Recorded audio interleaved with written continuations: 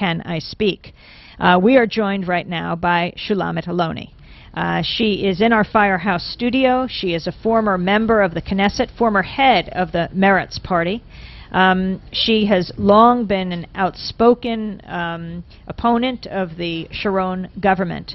Welcome to Democracy Now! Yours is a voice of criticism we don't often hear in the United States. Often when there is dissent expressed in the United States against policies of the Israeli government, people here are called anti-Semitic. What is your response to that as an Israeli Jew? Well, it's a trick. We always use it. When from Europe somebody is criticizing Israel, then we bring up the Holocaust. When in this country people are criticizing Israel, then there are anti-Semitic. And the organization is strong and has a lot of money, and the ties between Israel and the American Jewish establishment are very strong, and they are strong in this country. As you know, they have power, which it's okay. They are talented people, and they have power, money, and media, and other things. And their attitude is Israel, my country, right or wrong, the identification. And they are not ready to hear criticism. And it's very easy to blame people who criticize certain acts of the Israeli government as anti-Semitics, and to bring up the Holocaust and the suffering of the Jewish people, and that justify everything we do to the Palestinians. How powerful are groups like the American Israel Political Affairs Committee, AIPAC, the presidents of major Jewish organizations in the United States? That's another major establishment Jewish organization. How powerful are they in determining policy in Israel? They are powerful because they serve the right wing of Israeli policy, and because they are backed strongly by the government of the United States.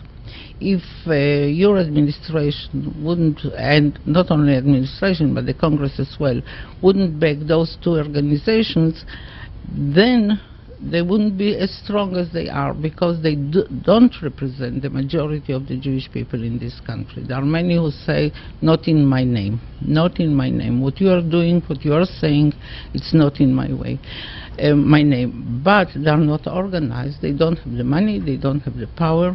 They don't. They were not accepted by the American establishment, political establishment.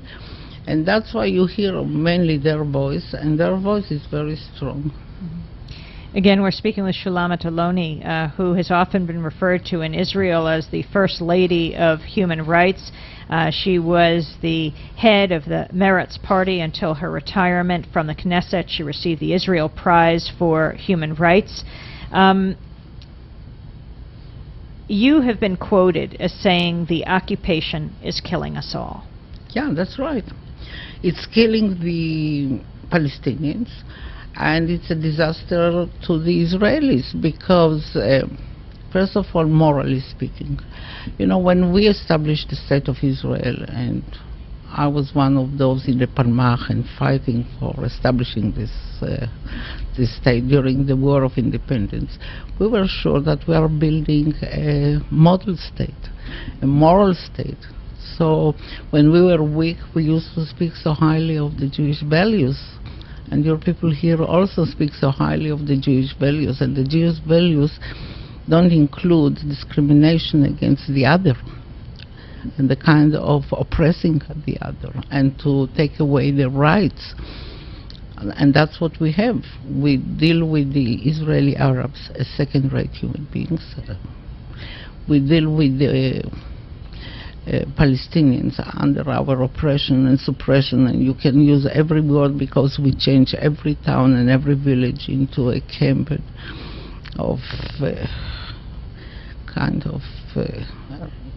camp. I don't want to use the words because it might remind, you know, different other camps, but people cannot go out.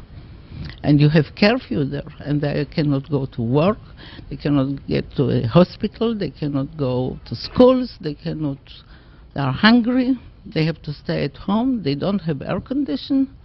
Sometimes they don't have electricity. They are short of drinking water, not of water, of drinking water, while they see the settlers next to them having the swimming pools, having the lawns in their land, on their land. So we have a real problem. It's killing us morally, and it's killing us economically as well.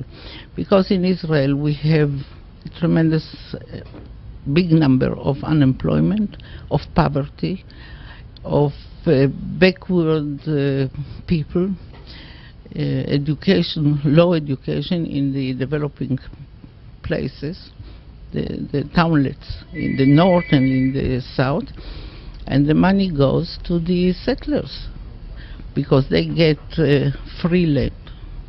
The government gives them a tremendous amount of money. Sharon was the person before he became the prime minister. He was a minister of agriculture, minister of minister of defense. He was a minister during the war in Lebanon.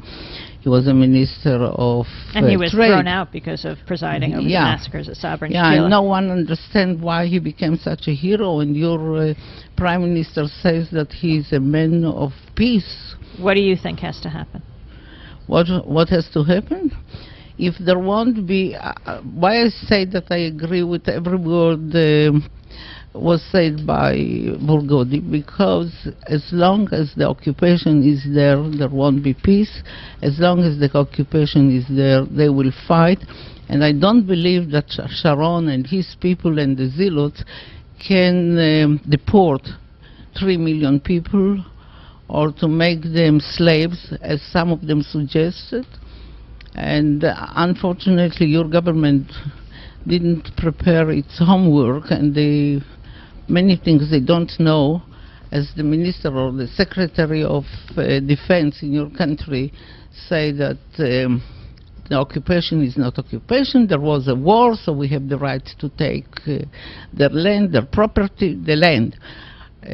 He should have read the international laws and the conventions which say that you cannot by power annex land or put settlements there. And we have 10 seconds. You have 10 seconds. The only thing is, when your government will understand that the only backing they have to give to the conflict in Israel is to stop the occupation, to stop the settlers, to tell Mr. Sharon to stop the crimes against humanity and against human individuals, and to stop taking away citizenship from people, which is a criminal thing to do. Shulamit Aloni. And there are more of this.